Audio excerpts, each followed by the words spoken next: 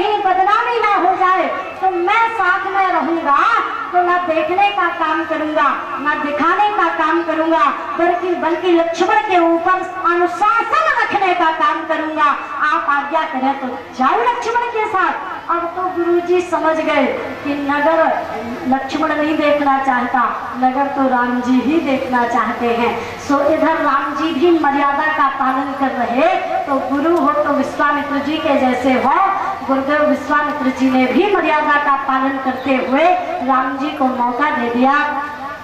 कैसे दिया, क्या कहा?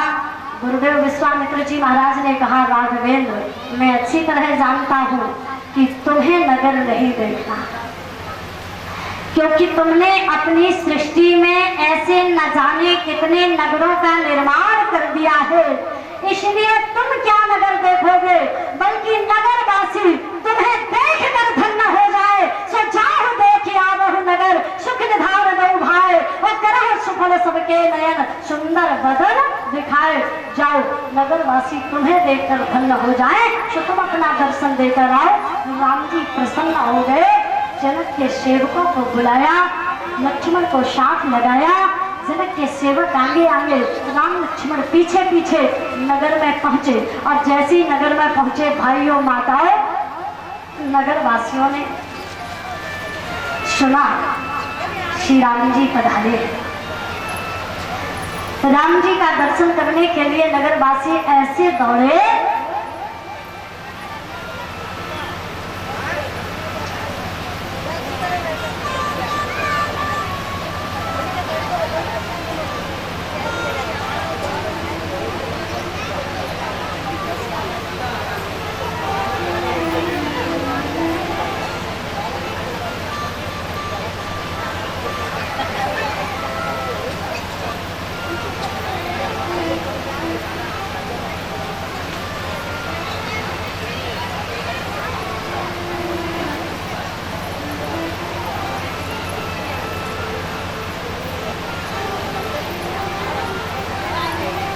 बोलिए श्याम रामचंद्र की।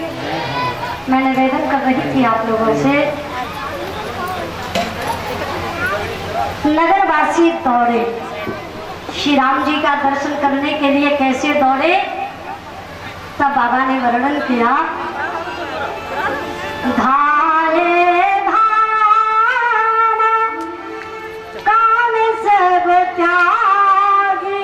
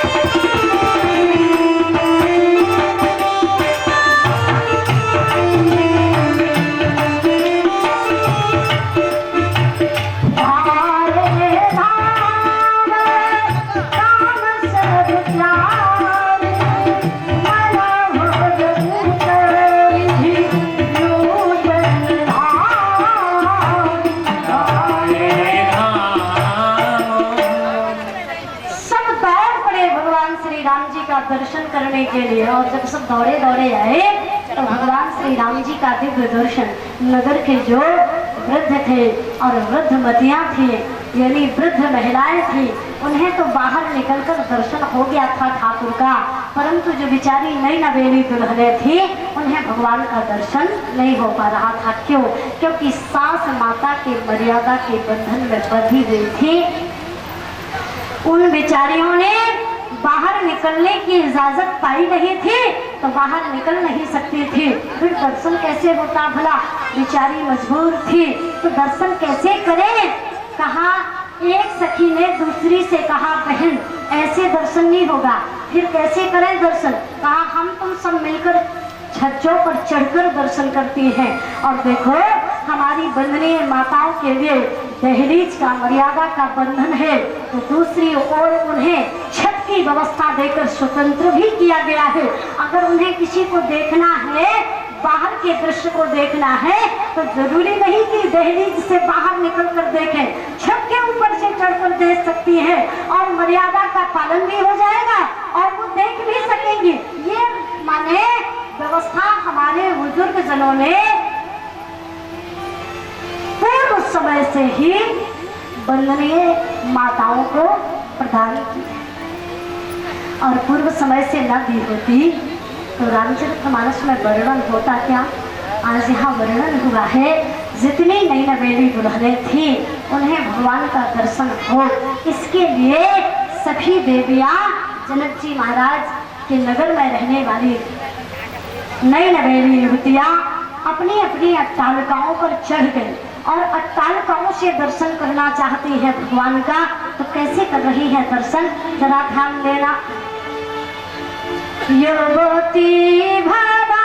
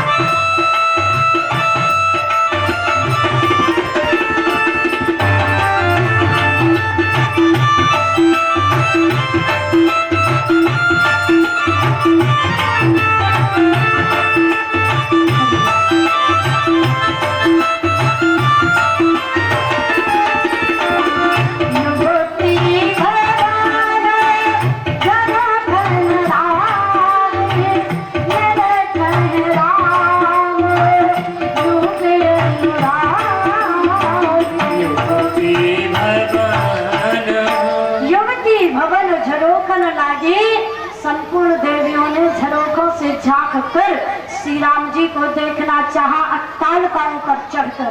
तो ईमानदारी से आप लोग कल्पना करें, कोई मार्ग में जा रहा हो और ऊपर से कोई उसे देख रहा हो और मार्ग में जाने वाला व्यक्ति धरित्री का दर्शन करता हुआ जा रहा हो, तो आप लोग बताएं क्या उसके मुख कमल का दर्शन हो पाएगा? बोलो, नहीं हो पाएगा। केवल उसके सर के काले घुंघराले बाल तो दिखाई देंगे, लेकिन मुखमंडल का दर्शन नहीं हो पाएगा।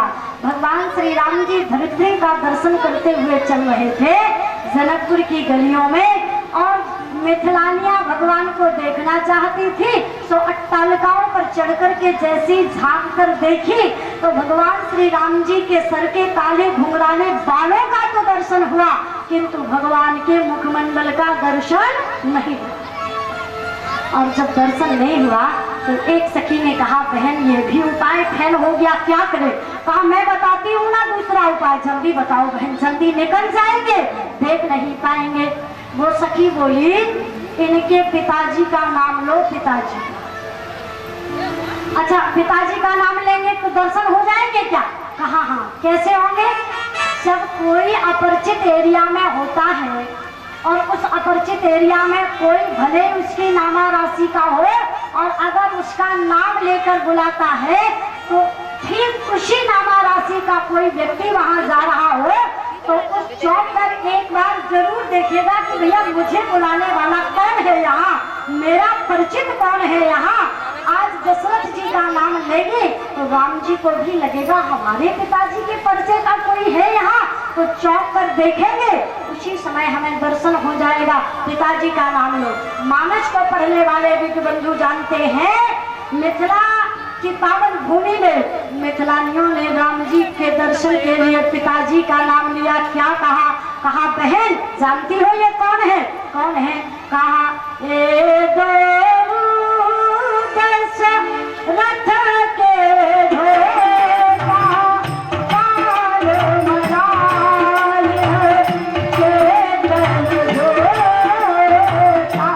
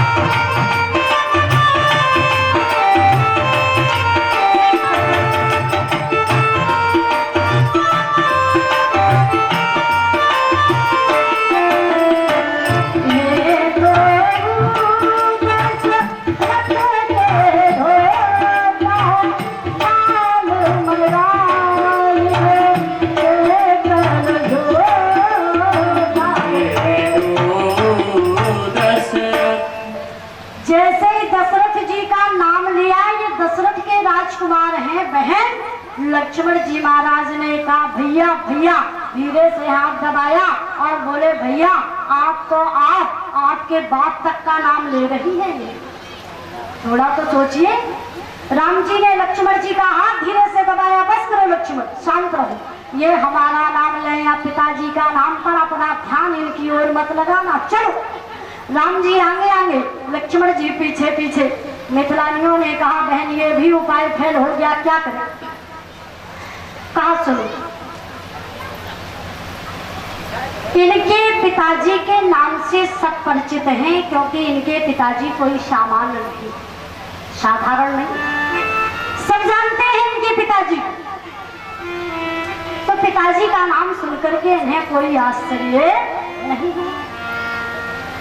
फिर क्या करें?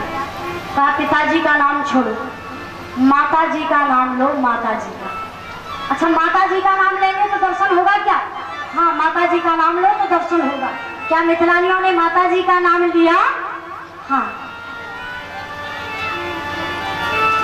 कौशल्या सुत सुख खानी, राम राम धर सायक पानी। कौशल्या सुत सुख खानी, राम राम धर सायक पानी। लक्ष्मण राम राम रघुनाथा, सुर सखिता सुमित्रा माता। लक्ष्मण राम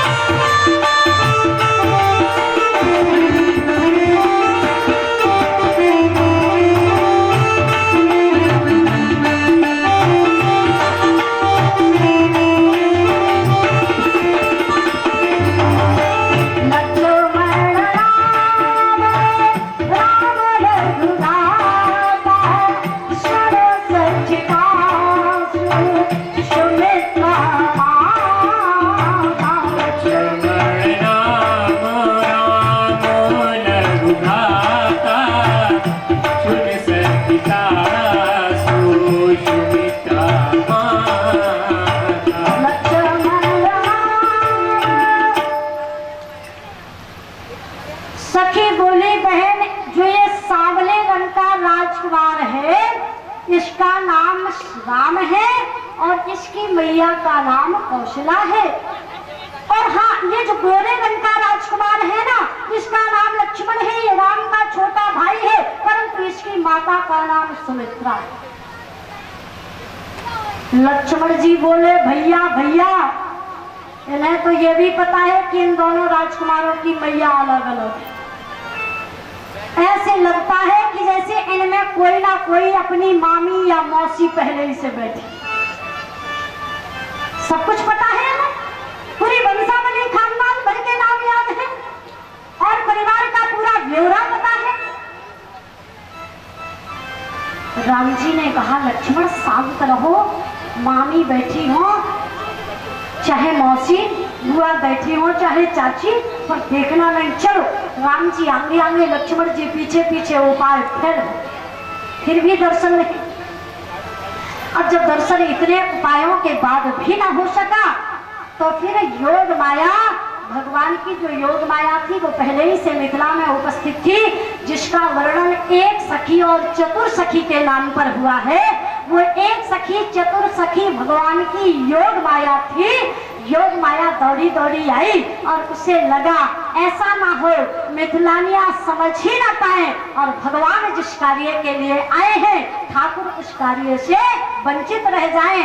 भगवान मिथिला नगर में नगर देखने नहीं बल्कि जानकी जी को देखने आए थे, परंतु इस बात को केवल भगवान की योग माया ही जान पा रही थी और कोई सखियां नहीं।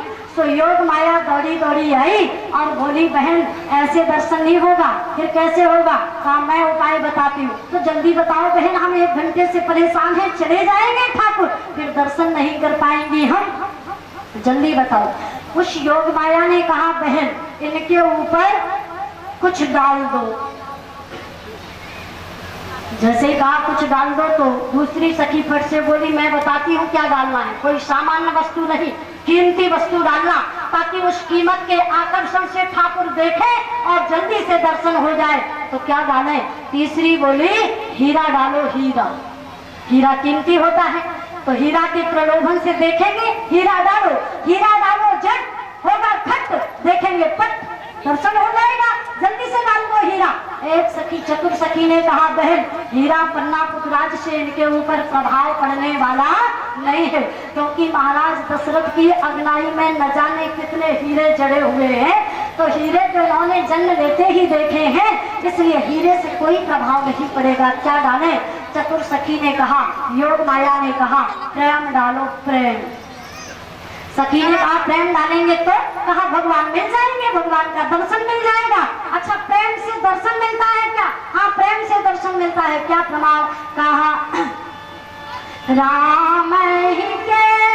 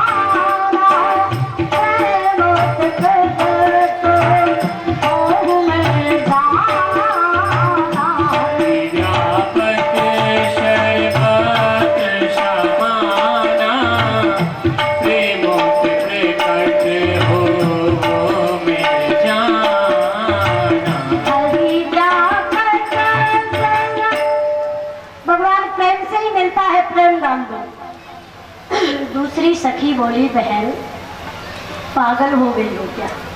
क्यों क्या हुआ? अरे ये प्रेम कोई डालने की वस्तु है, ये प्रेम तो एक अनुभूति की चीज है, प्रेम का अनुभव किया जा सकता है, प्रेम को किसी पर डाला नहीं जा सकता। क्यों? वस्तु थोड़ी है। सखी ने कहा बहन प्रेम को डाल सकते हैं। कैसे? कहा प्रेम का पर्याय है सुमन। पढ़े लिखे लोग यहाँ बैठे हैं। प्रेम का पर्याय है सुमन। सुमन माने होता है, सु माने सुंदर और मन माने अंतःकरण। किसको मिलते हैं भगवान? जिसका सुमन होता है, अर्थात सुंदर अंतःकरण होता है, उसी को मिलते हैं ना भगवान। भगवान स्वयं कहते हैं निर्मल